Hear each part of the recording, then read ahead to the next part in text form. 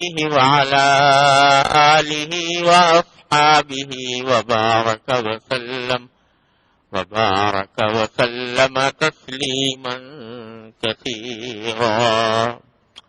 أما بعد فأعوذ بالله من الشيطان الرجيم. بسم الله الرحمن الرحيم.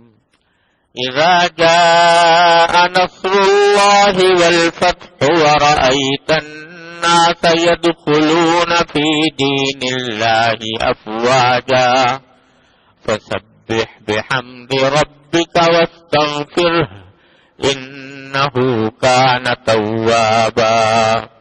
آمنت بالله صدق الله مولانا العظيم وصدق رسوله النبي الكريم ونحن على ذلك من الشاهدين والشاكرين والحمد لله رب العالمين. بزرگان محترم اور برادران عزیز، یہ سورہ نصر کی آیات ہیں جو میں نے ابھی آپ کے سامنے تلاوت کی، اور پچھلے 2 جمعوں سے انہی کی تشریح کا بیان چل رہا ہے. خلاصہ یہ ہے کہ یہ سورت نبی کریم سرور عالم صلی اللہ علیہ وسلم کے حیات طیبہ کے آخری سالوں میں نازل ہوئی تھی، اور اس میں آپ کو یہ بشارت دی گئی تھی کہ ان قریب مکہ مکرمہ آپ کے ہاتھوں فتح ہو جائے گا، اللہ تعالیٰ کی مدد آئے گی، اور جزیرہ عرب کے لوگ فوج در فوج اللہ کے دین میں داخل ہوں گے.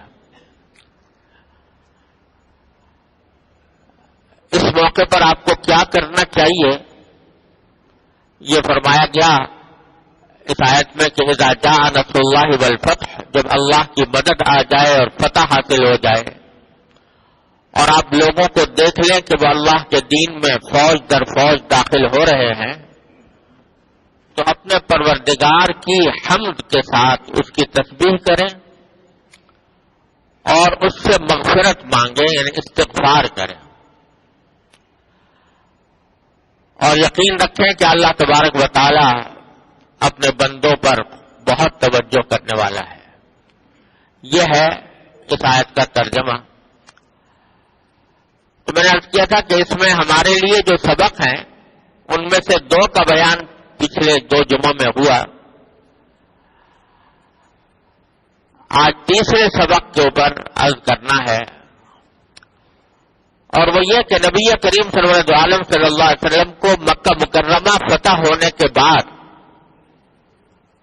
اور لوگوں کے فوج در فوج اسلام میں داخل ہونے کے بعد جس طرز عمل کی اس میں تعلیم دی گئی، اس کا خلاصہ 2 باتیں ہیں. ایک یہ کہ اللہ تبارک و تعالیٰ کا شکر ادا کیجئے، فسبح بحمد ربک، تعریف اپنے پروردگار کی کیجئے، شکر اپنے پروردگار کا ادا کیجئے. اور دوسرا یہ کہ اللہ تبارک و تعالیٰ ہی سے استغفار کیجئے، مغفرت مانگیے. تو جہاں تک شکر کا تعلق ہے وہ تو بات واضح ہے کہ کہنا یہ مقصود ہے کہ جو فتح حاصل ہو رہی ہے، جو کامیابیاں مل رہی ہیں، وہ در حقیقت اس میں اپنی ذات کی طرف ان کو منسوب کرنے کے بجائے ان کو اللہ تبارک و تعالیٰ کا فضل و کرم سمجھیے، اور اللہ تبارک و تعالیٰ کے فضل و کرم پر اس کا شکر ادا کیجیے.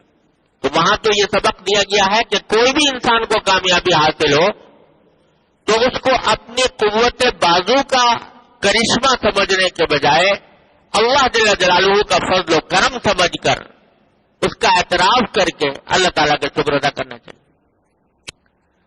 لیکن دوسری بات جو فرمائی گئی وَاسْتَغْفِرْهُ، اللہ تعالیٰ سے استغفار کیجئے. استغفار کے معنی ہے مغفرت مانگنا، معافی مانگنا. اور عام طور سے مغفرت اور معافی مانگی جاتی ہے اس وقت جبکہ انسان سے کوئی غلطی ہوئی کوئی گناہ ہوا، کوئی قصور سرزد ہوا، تو اس پر معافی مانگی جاتی ہے کہ یا اللہ مجھ سے یہ قصور ہو گیا، اپنی رحمت سے مجھے معاف کر دیجیے۔ یہاں سوچنے کی بات یہ ہے کہ جب سارا کام نبی کریم صلی اللہ علیہ وسلم نے اللہ تبارک و تعالیٰ کی مرضی کے مطابق انجام دے دیا،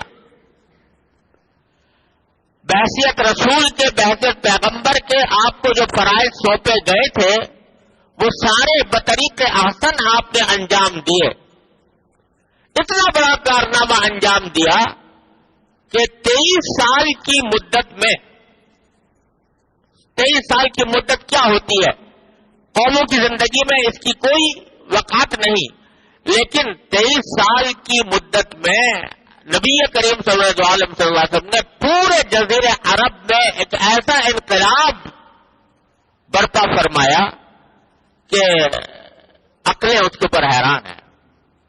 وہ قوم جو جہالت میں ڈوبی ہوئی تھی، اس جہالت میں ڈوبی ہوئی قوم کو آپ نے سیدھا راستہ نہ صرف دکھایا بلکہ ان کو بت پرستی سے بچایا، اللہ تعالیٰ کی توحید پر کا ان کو قائل کیا، ان کے اخلاق سدھارے، ان کی بری عادتیں ان سے چھڑوائیں، وہ عادتیں کہ جو ان کے رگ و پے میں سمائی ہوئی تھیں، جن کو چھوڑنے کا تصور نہیں ہوتا تھا، وہ سرکار دو عالم صلی اللہ علیہ وسلم نے چھڑوائی۔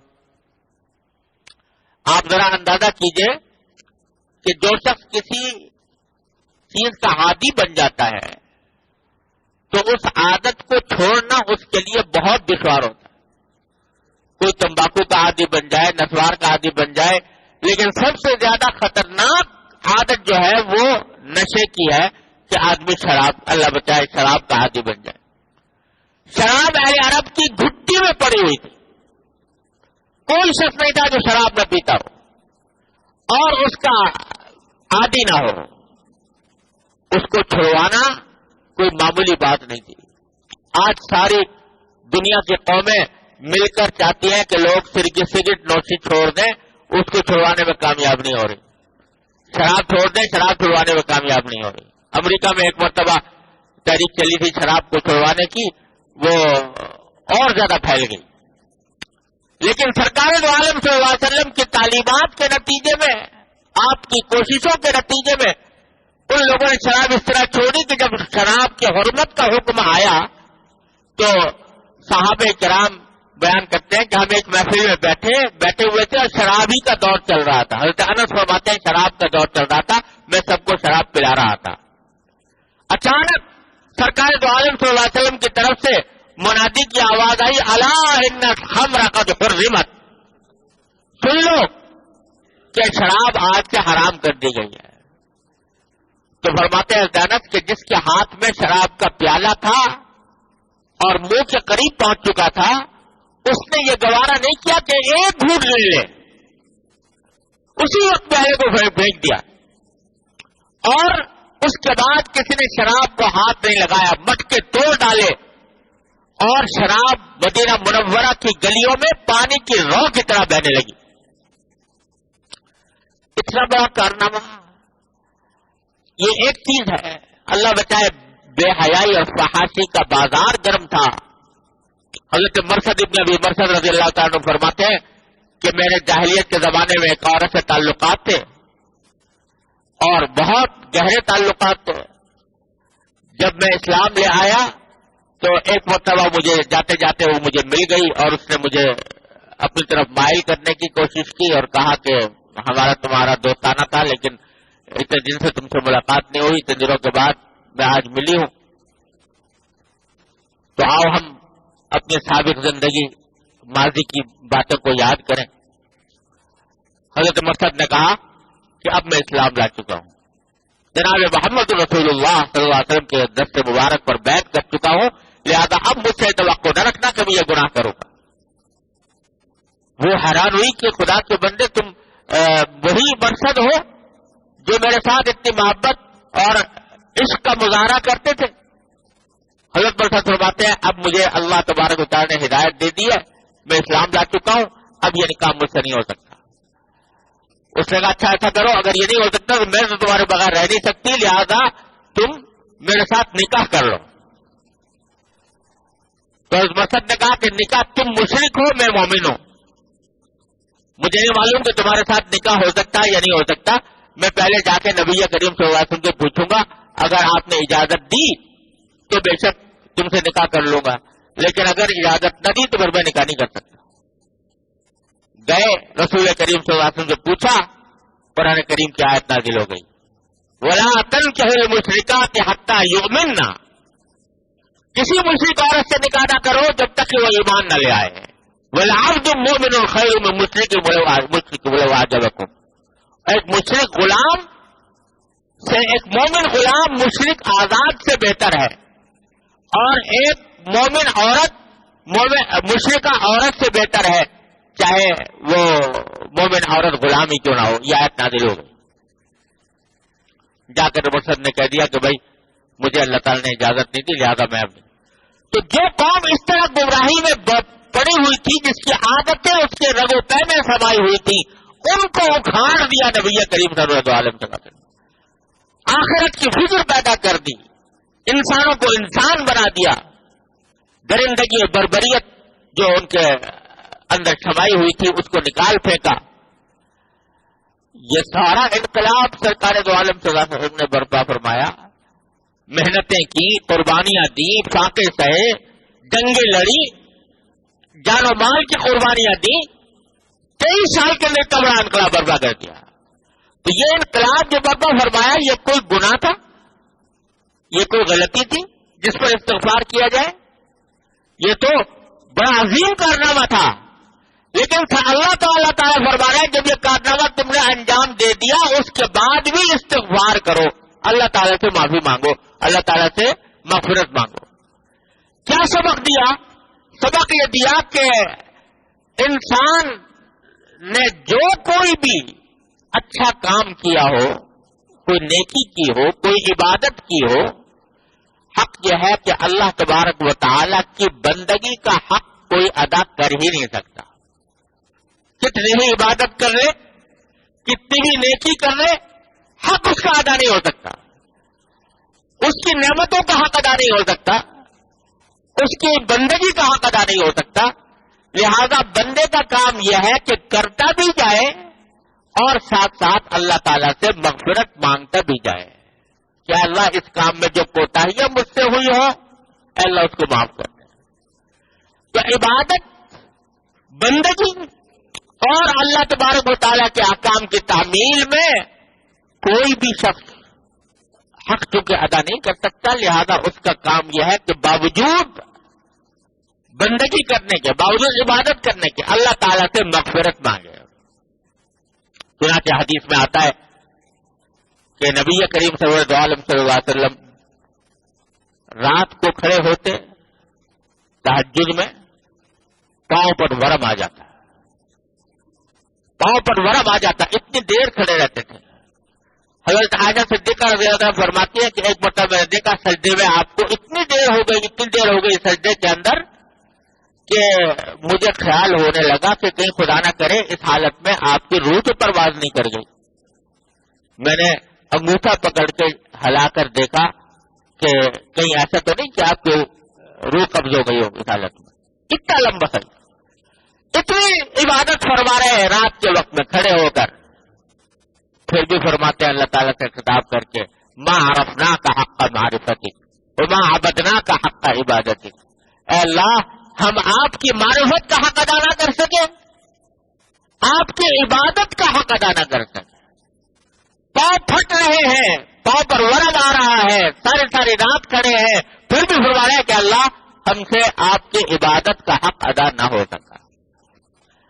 تو تعلیم یہ دی گئی ہے کہ بھائی کتنی بھی بڑی نیکی، کتنی بھی بڑی عبادت تمہارے ہاتھوں سرزد ہو گئی ہو تو اب کے اوپر اکڑنے اترانے کے بجائے، اس کے اوپر فخر اور ناز میں مبتلا ہونے کے بجائے ایک تو اللہ تعالیٰ کا شکر ادا کرو، سبح بحمد ربک، اپنے پروردگار کی تعریف کے ساتھ اس کی تسبیح کرو، واستغفرہ، اور ساتھ ہی استغفار بھی کرو کہ اس میں جو کچھ کوتاہیاں ہوئی ہوں اللہ ان کو معاف فرما دے۔ دیکھو قرآن کریم میں اللہ تعالیٰ کے نیک بندوں کا ذکر کرتے ہوئے فرمایا سورہ ذاریات کے اندر کہ کانوا قلیلا من اللیل ما یہجعون وبالاسحار هم یستغفرون۔ یہ نیک بندے ایسے ہیں کہ رات کو بہت کم سوتے تھے، ان کے پہلو بستروں سے جدا رہتے تھے، رات کے وقت میں کم سوتے تھے یعنی عبادت کرتے تھے۔ وبالاسحار هم یستغفرون، اور جب صبح کا وقت ہوتا، سحری کا وقت آتا تو یہ اللہ تعالیٰ سے استغفار کرتے تھے۔ ساری رات عبادت کرنے کے بعد آخر میں استغفار کرتے تھے۔ تو حضرت عائشہ صدیقہ رضی اللہ تعالیٰ عنہ نے نبی کریم سرور عالم صلی اللہ علیہ وسلم سے پوچھا کہ یا رسول اللہ، یہ ذکر ہو رہا ہے ان لوگوں کا جو رات میں عبادت کرتے ہیں، تو صبح کو وہ استغفار کس چیز سے کرتے ہیں؟ کوئی گناہ تو نہیں کیا انہوں نے جس میں استغفار کر رہے ہوں؟ تو حضور اقدس صلی اللہ علیہ وسلم نے فرمایا کہ اپنے عبادت سے استغفار کرتے ہیں، اور کما قال صلی اللہ علیہ وسلم، یعنی عبادت میں اے اللہ جو کوتاہی ہوئی اس پر میں استغفار کرتا ہوں۔ یہ طریقہ سکھایا خود قرآن کریم نے کہ عبادت کرنے کے بعد بھی استغفار کرو۔ اس لیے حدیث میں آتا ہے کہ نبی کریم صلی اللہ علیہ وسلم کا معمول تھا کہ جب نماز کا سلام پھرتا، نماز پوری کرنے کے بعد جب آپ سلام پھیرتے تو 3 مرتبہ فرما دیتے استغفر اللہ استغفر اللہ استغفر اللہ۔ اب یہاں بھی وہی بات ہے کہ بھائی کوئی گناہ تھوڑی کیا، نماز پڑھی، اللہ تعالیٰ کی عبادت کی، لیکن پھر فرمایا استغفر اللہ استغفر اللہ استغفر اللہ۔ کیا مانا کہ اللہ نماز تو پڑھ لی مگر جیسی پڑھنی چاہیے تھی ویسا نہیں پڑھ سکا، جیسا اس کا حق ادا کرنا چاہیے تھا ویسا حق ادا نہیں کر سکا، تو اللہ میں آپ سے معافی مانگتا ہوں، استغفار کرتا ہوں۔ یہ طریقہ خود نبی کریم سرور عالم صلی اللہ علیہ وسلم نے سکھلایا۔ تو یہاں جو بات سمجھنے کی ہے وہ یہ کہ بسا اوقات ہم لوگوں کے دل میں یہ خیال پیدا ہونے لگتا ہے کہ ہم جو نمازیں پڑھتے ہیں یہ تو بے روح ہیں، بے جان ہیں، ان کے اندر کوئی حقیقت نہیں، بس اٹھک بیٹھک کر کے ہم وقت گزاری کر کے چلے جاتے ہیں۔ تو اس کے نتیجے میں بعض اوقات اس نماز جو کو پڑھنے کی توفیق ملی ہے اس کی بھی ناشکری ہو جاتی ہے۔ یعنی کہتے بھائی ہماری نمازیں کیا ہیں، ہم تو نمازیں نہیں ہیں، یہ تو اٹھک بیٹھک کر رہے ہیں، ایک رسم پوری کر رہے ہیں، حقیقت تو ہے نہیں۔ یہ کہنا بالکل فضول بات ہے، یعنی ہے تو بات تو صحیح ہے کہ ہم حق ادا نہیں کر رہے، لیکن بہرحال اللہ تبارک و تعالیٰ کا فضل و کرم ہے کہ ان لوگوں سے حالت بہتر ہے کہ جن کو یہ بھی توفیق نہیں۔ بہت سے ہیں اللہ کے بندے جن کو مسجد میں آنے کی بھی توفیق نہیں ہوتی، جن کو نماز پڑھنے کی بھی توفیق نہیں ہوتی۔ اللہ تعالیٰ کا فضل و کرم ہے کہ اللہ نے اس جیسا نہیں بنایا، اللہ تعالیٰ نے اپنے فضل و کرم سے حاضری کی توفیق دے دی، نماز پڑھنے کی توفیق دے دی۔ تو اس نماز کی بھی ناقدری نہیں کرنی چاہیے، اس کو ناقدری کر کے بعض اوقات شیطان اس دھوکے میں مبتلا کر دیتا ہے کہ بھائی حقیقت تو ہے نہیں نماز کی، کوئی فائدہ نہیں، بے جان ہے، بے روح ہے، لہذا کرنے کی کیا ضرورت ہے، کسی کو چھوڑا بھی دے گا یہ سوچ کر شیطانی دل میں بات ڈال کے۔ لہذا صحیح طریقہ وہ ہے جو اس آیت میں تلقین فرمایا گیا کہ جو توفیق ہوئی ہے اس پر اللہ تعالیٰ کا شکر ادا کرو۔ اے اللہ آپ کا فضل و کرم ہے کہ آپ نے توفیق عطا فرما دی یہاں حاضری کی، اللہ آپ کا فضل و کرم ہے کہ مسجد میں حاضری کی توفیق دے دی، اللہ آپ کا فضل و کرم ہے کہ آپ نے نماز پڑھنے کی توفیق دے دی۔ شکر ادا کرو اور ساتھ ہی استغفار کرو کہ اللہ توفیق تو آپ نے اپنے فضل و کرم سے عطا فرما دی جس پر میں شکر ادا کرتا ہوں، لیکن ساتھ ہی یہ حقیقت ہے کہ میں اس کا حق ادا نہیں کر سکا، اس میں نہ جانے کتنی غلطیاں ہوئیں، کتنی کوتاہیاں ہوئیں، کتنی بے توجہیاں ہوئیں، میں اس کے اوپر اے اللہ آپ سے استغفار کرتا ہوں۔ تو شکر بھی کرو، سبح بحمد ربک، اپنے پروردگار کی تعریف کرو، شکر کرو کہ اس نے توفیق عطا فرمائی، اور ساتھ میں استغفار کرو کہ جو کوتاہیاں ہوئی اللہ ان کو معاف فرما دے. یہ دو کام کر لو تو انشاءاللہ اللہ تبارک و تعالیٰ کیا قبول ہے. ارے اللہ میاں، اللہ تبارک و تعالیٰ کو ہماری عبادتوں سے کوئی فائدہ تھوڑی پہنچتا ہے. اللہ تبارک و تعالیٰ کو ہماری عبادتوں سے کوئی مزہ تھوڑی آتا ہے کہ اس کی شان کبریائی تو ایسی ہے کہ ساری کائنات مل کر اس کی نافرمان بن جائے. اس کی عظمت و جلال میں، اس کی کبریائی میں حبہ برابر کمی نہیں آتی، اور ساری کائنات مل کر اس کے آگے سجدہ ریز ہو جائے، سجدے میں پڑی رہے، اس کی عظمت و جلال میں کوئی اس سے اضافہ نہیں ہوتا. وہ جیسا ہے ویسا ہی اللہ الصمد، اللہ تعالیٰ بے نیاز ہے، ہر بندے کی عبادت سے بے نیاز ہے، اس کے ذکر سے بے نیاز ہے. تو لیکن یہ بندے کو بندہ جب اللہ تبارک و تعالیٰ کی طرف رجوع کرتا ہے تو اگر وہ بندہ بن کے رجوع کرے تو اللہ تبارک و تعالیٰ اس کو نواز ہی دیتے ہیں اپنے فضل و کرم سے. بندہ بن کے رجوع کرے، اور بندہ بننے کا راستہ یہ ہے کہ جو توفیق ملی اس پر اللہ تعالیٰ کا شکر ادا کرو، اور جو کوتاہیاں ہوئی ان پر استغفار کرو. میں نے اپنے شیخ حضرت عارفی قدس اللہ تعالیٰ سرہ سے سنا، حضرت صدیق اکبر رضی اللہ تعالیٰ عنہ کا ایک مقولہ کہ وہ فرماتے ہیں کہ اگر کوئی شخص نماز کے بعد دو کلمات کہے، الحمدللہ استغفر اللہ، الحمدللہ استغفر اللہ، تو فرمایا کہ شیطان کہتا ہے کہ اس نے میری کمر توڑ دی. الحمدللہ کہے یعنی اللہ تعالیٰ نے جو نماز پڑھنے کی توفیق عطا فرمائی اس پر اللہ تعالیٰ کا شکر ادا کرے، اور مجھ سے جو کوتاہیاں ہوئیں ان پر استغفار کرے، الحمدللہ استغفر اللہ.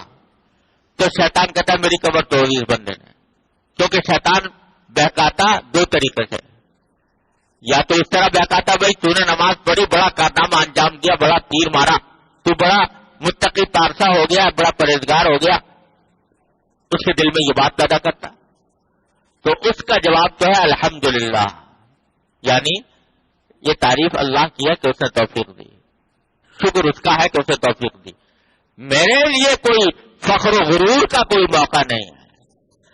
دوسرا شیطان کا راستہ یہ ہوتا کہ ارے تو نے کیا نماز پڑھی، یہ نماز تو بے جان تھی، بے روح تھی، نہ اس میں تھی، بے روح تھی، نہ خشوع تھا، نہ خضوع تھا، نہ اللہ تعالیٰ کی طرف توجہ تھا، نہ اللہ تعالیٰ کی طرف توجہ تھی، یہ بے جان ہے، بے روح نماز کس کام کی، بیکار ہے، تو نے جو پڑھا. دماغ میں یہ ڈالتا، اور اس کے کیا کرنا ہے آگے بیکار ہے. جب بیکار ہے تو پھر اور کوئی راستہ نہیں ہے، کیا ضرورت ہے نماز پڑھنے کی. تو اس کا علاج کر دیا استغفر اللہ، استغفر اللہ کہہ کر کہ اللہ جو کچھ غلطی ہوئی میں معافی مانگتا ہوں. اور اللہ تعالیٰ کا وعدہ ہے کہ جو کوئی بندہ بن کر معافی مانگتا ہے تو اللہ تبارک و تعالیٰ اس کی معافی قبول فرماتے ہیں، ضرور فرماتے ہیں. تو جب قبول فرمائیں گے تو انشاءاللہ وہ نماز بھی قبول ہو جائے. ایک بزرگ کا واقعہ یاد آیا، وہ سنا کر بات ختم کرتا ہوں. ایک بزرگ تھے، مولانا رومی نے مصنوی میں لکھا ہے کہ ایک بزرگ تھے، وہ روزانہ رات کو تہجد پڑھا کرتے تھے، اٹھتے تھے، وضو کرتے تھے، تہجد پڑھتے تھے، روزانہ کا معمول تھا. برسوں سے ایسے ہی ہو رہا تھا. ایک دن اللہ تعالیٰ کے نیک بندوں کی آزمائشیں بھی انہی کے معیار کی ہوتی ہیں. جب نماز پڑھ کے ایک دن فارغ ہوئے، آسمان سے ایسا لگا، آواز آئی کہ تو کیا محنت کر رہا ہے، نہ تیری نماز قبول ہے، نہ تیرا وضو قبول ہے، نہ تیرا رکوع قبول ہے، نہ تیرا سجدہ قبول ہے. یہ آواز آ گئی آسمان سے. اگلے دن جب تہجد کا وقت ہے پھر اٹھے، وضو کر رہے تھے، وضو کرتے پھر آواز آئی کہ تو کیا محنت کر رہا ہے، نہ تیرا وضو قبول ہے، نہ تیرا نماز قبول ہے، نہ تیرا رکوع قبول ہے، نہ تیرا سجدہ قبول ہے. سنی، ایک شاگرد ساتھ تھا، اس کو بھی یا تو بتایا یا اس نے بھی سنی، اللہ عالم، لیکن اپنا وضو جاری رکھا. انہوں نے وضو کیا، پھر مصلی بچھایا، پھر کھڑے ہو گئے نماز پڑھنے کے لیے۔ جب نماز پڑھ کے 2 رکعتیں فارغ ہوئے تو شاگرد نے کہا کہ حضرت جب اللہ تعالیٰ نے اعلان کر دیا، یہ آواز آ گئی غیبی آواز کہ نہ تیری نماز قبول ہے نہ تیرا وضو قبول ہے، تو پھر اب کیا آپ یہ کر رہے ہیں؟ تو جواب میں کہا کہ بھائی وہ چاہے قبول کریں یا نہ کریں، اگر کوئی دوسرا در ہو تو وہاں چلا جاؤ، کوئی دوسرا دروازہ ہو تو وہاں چلا جاؤ، دروازہ تو میرا ایک ہی ہے، وہ قبول کریں یا نہ کریں۔ جب نہیں قبول کریں گے تو معافی بھی انہیں سے مانگنی ہے، استغفار بھی انہیں سے کرنا ہے، رجوع بھی انہیں کی طرف کرنا ہے۔ لا ملجا ولا منجا من اللہ الا الیہ، اللہ تعالیٰ سے نجات پا کر کہیں اور نہیں جا سکتا آدمی، اللہ ہی کے دامن میں بنا لینی ہوگی۔ لہذا وہ قبول کریں نہ کریں یہ ان کا کام ہے، لیکن میرا کام تو یہ ہے کہ میں اس در کو چھوڑوں گا نہیں، اسی در کو کھٹکھٹاتا رہوں گا۔ یہ جواب دیا۔ جب یہ جواب دیا تو دوبارہ آواز آئی کہ تیرا وضو بھی قبول ہے، تیری نماز بھی قبول ہے، تیرا رکوع بھی قبول ہے، تیرا سجدہ بھی قبول ہے۔ مولانا رومی رحمۃ اللہ علیہ اس واقعے کو نقل کر کے فرماتے ہیں قبول است اگرچہ ہنر نیز تک کہ جزما بنا ہے دیگر نیز تک، کہ اگرچہ تیرے اس عمل میں ہنر کو خاص نہیں ہے، پھر بھی تیرے اس کہنے کی وجہ سے ہم نے تیرا قبول کر لیا، کیونکہ ہمارے سوا تیری اور کوئی پناہ نہیں ہے۔ تو یہ آزمائش تھی، لیکن وہ اس آزمائش سے پورے اترے کہ بھائی اگر نہیں قبول ہے تو غلطی ہوئی ہے تو مانگو گے تو کہاں جاؤں گا مانگنے کے لیے، معافی مانگنے کے لیے اسی کے در پہ جاؤں گا۔ لہذا یہ جو اللہ تعالیٰ توفیق عطا فرما دیتے ہیں کسی بھی عبادت کی، نماز ہو، روزہ ہو، صدقہ ہو، خیرات ہو، کوئی بھی نیک کام ہو، اس میں یہ 2 کام کرنے کی تلقین فرمائی گئی ہے اس آیت کریمہ کے اندر کہ اللہ تعالیٰ کا شکر ادا کرو اور اللہ تعالیٰ سے استغفار کرو۔ کوئی ساتھ اس کو اپنا طریقہ اور اپنا معمول بنا لے تو انشاءاللہ سب کچھ بارگاہ الہی میں قبول ہوگا۔ اللہ تبارک و تعالیٰ اپنے فضل و کرم سے نوازیں گے۔ اللہ تبارک و تعالیٰ مجھے آپ کو سب کو اس کی توفیق عطا فرمائے۔ وآخر دعوانا الحمدللہ۔